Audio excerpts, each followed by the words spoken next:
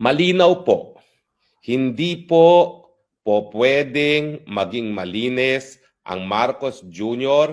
sa kabila ng iskandalo hindi lang sa mga flood control projects kundi sa kakurakutan pagdating sa DPWH. Bakit po hindi siya po pwedeng magmalinis?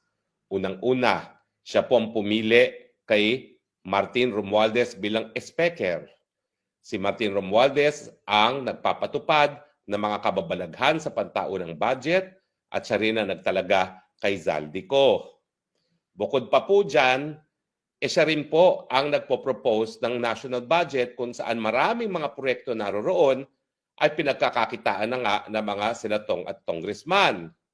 At bukod pa dyan, may kapangyarihan siya na kapag binago ng mga congressman at senatong ang kanyang sinumiting budget na NEP, po pwede niyang i-veto gaya ng ginawa ni Tatay Digong, hindi naman po niya ginawa.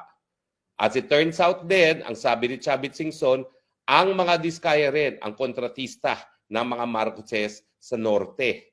So ibig sabihin, kung anong patakaran ng mga diskaya sa ibang lugar ng Pilipinas, ganun din ang kanilang patakaran sa norte. Ibig sabihin, talaga pong dawit ang Marcos Jr. At ang pinakamalapit na siguro pong ebidensya dyan ay ang pagdideliver ng limpak-limpak na salapi dyan po sa Aguado na nasa harapan lang ng Malacanang at di umano ay merong connection po yan sa Malacanang. So ako po, siguro sabihin nyo na malisyosong isipan ko, abay ang iniisip ko, ang talagang naging bagman dito ay si Zaldico, ang mga nagbenepisyo, ano lang naman po ito, no? Talagang ewan ko ba, kumbaga haka-haka na wala pang patunay, bukod sa talagang dawit na si Martin Romualdez at saka si Zaldico dahil sa kanila nag-deliver ng pera. Pero hindi kasi ako mapaniwala na ganitong kalaki mga salapi, bilyon-bilyon, taon-taon, ay nakukurakot nang hindi alam ng presidente, lalong-lalo na pinsan niya mismo ang speaker at ang anak niya ay miyembro mismo ng Kamara. Kaya nga pong iniisip ko, yung Zaldico, bagman, pag pinagdideliveran si Speaker Martin Romualdez, pero dahil nagdi-deliver din siya sa Aguado, hindi po ako mapaniwala na walang kita rito ang presidente at ang kanyang mga kasama.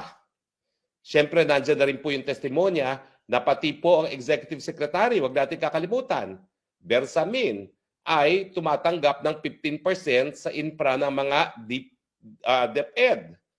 Ay nako, ang sabi po niya, he stands by his track record, pero bakit naman po may ganyang testimonya? So ibig sabihin, hindi lang talaga mga congressman at senatong ang nakinabang sa korupsyon pagdating sa infra, pati po ang mga taga Malacanang.